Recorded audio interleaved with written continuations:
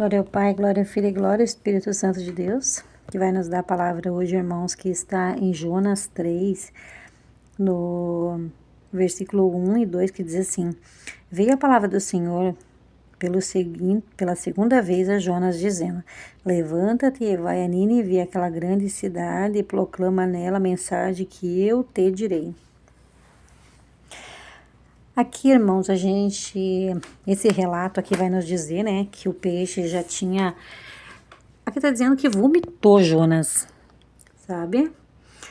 E então o Senhor diz assim, eu acredito, né, que ali depois do sofrimento que Jonas passou, quase morrendo dentro do peixe, com toda aquela sujeira de certo ali no peixe e a água, toda vez que o peixe engolia a água e ele se afogando lá dentro, lá como se fosse uma enchente ali afogando ele.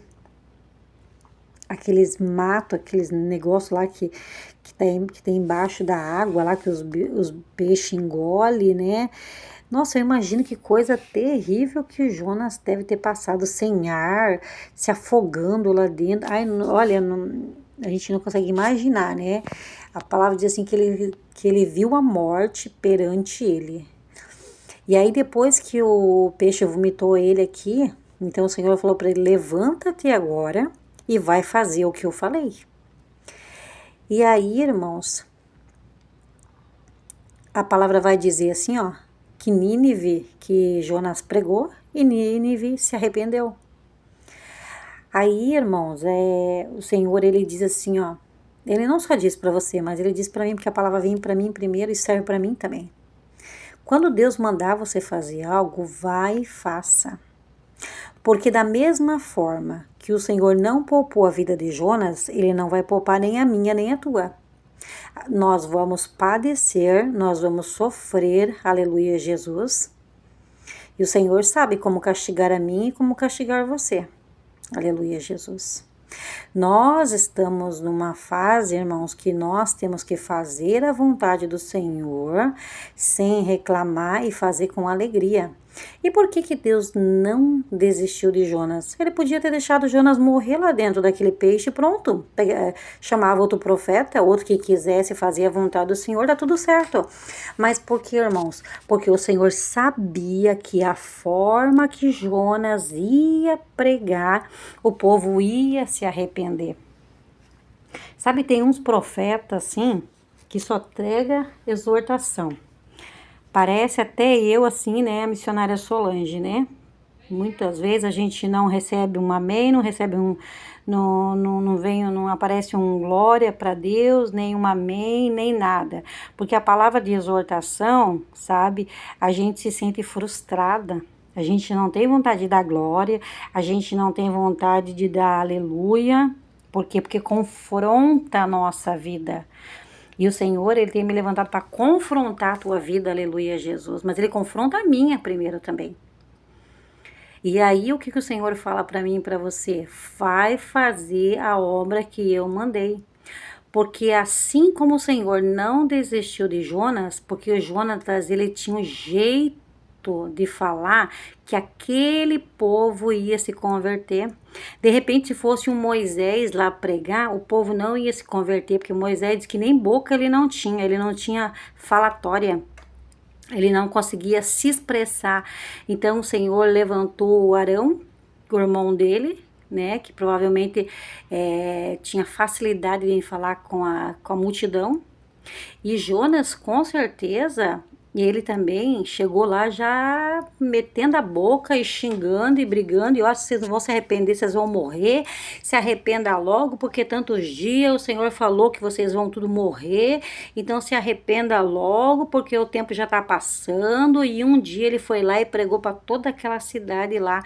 E o rei, todo mundo ficou temeroso pelo jeito que Jonas falou e colocou até os animais para poder jejuar. E Deus salvou Nínive. Deus vai dizer que ele vai levantar no fim dos tempos a rainha de Sabá, aquela que foi lá pedir sabedoria para Salomão, e o povo de Nínive para julgar as outras nações, porque Nínive se arrependeu, o rei vestiu roupa de saco e se arrependeu. Então vocês têm noção disso, aleluia, Jesus? Não tem outro, é você mesmo. Vai e faça o que o Senhor está mandando. Escuta a voz do Senhor para que Ele não pese a mão em você, porque é o teu jeito de falar, é a tua voz, a forma que você é, aleluia, Jesus, que vai chamar a atenção do povo, porque assim, ó, quando tem pessoas que são rebelde, sabe, você tem que pegar com dureza, você tem que pegar com firmeza. Mas quando é o manso, é o humilde ali que está errando, ele vai até agradecer. Você não precisa gritar, você não precisa falar com autoridade, você fala com mansidão. Aí o Senhor levanta um Moisés da vida para pregar para uma pessoa assim, para aquele que não é rebelde. Mas para aquele que é rebelde, Deus tem que levantar uma outra pessoa que fala com poder e autoridade e diz para você, tu vai fazer porque não tem outro, não adianta. Vai ficar padecendo até quando? Aleluia, Jesus. E o Senhor vai deixar padecer, sim, porque a obra é tua e não tem outro. Cada um de nós, irmãos, tem obra para fazer. Aleluia, Jesus. Mas o Senhor sabe também que aquele que não quer fazer e não vai fazer e vai insistir, vai descer a cova sem salvação. Mas por que o Senhor permitiu? Porque o Senhor sabia que Jonatas ia se arrepender, precisou padecer, precisou sofrer, e você precisa ficar sofrendo desse jeito? Você precisa ficar padecendo desse jeito para ir lá fazer a vontade do Senhor? Não, não precisa. Vai lá e faça a vontade do Senhor, e faça com amor e carinho, aleluia, Jesus. A palavra não diz mais nada de Jonatas, se Jonas foi salvo ou não foi, porque Jonas ficou murmurando depois. A gente entende na palavra que Jonas queria que o povo morresse. Ficou até indignado. Ai, Senhor, eu fui lá e preguei, achei que esse povo ia morrer. Mas não, ninguém morreu. Você vê a indignação, a falta de amor que Jonas tinha. E depois não se fala mais nada sobre a vida de Jonas. A palavra não fala mais nada se ele ganhou a salvação. Por quê? Porque a palavra vai dizer assim que o segundo maior mandamento é amar o teu próximo como a ti mesmo. Jonas não tinha amor pelo aquele povo, ele nem queria ir lá pregar, ele ficou reclamando, porque o que dá para entender é que ele queria que o povo morresse.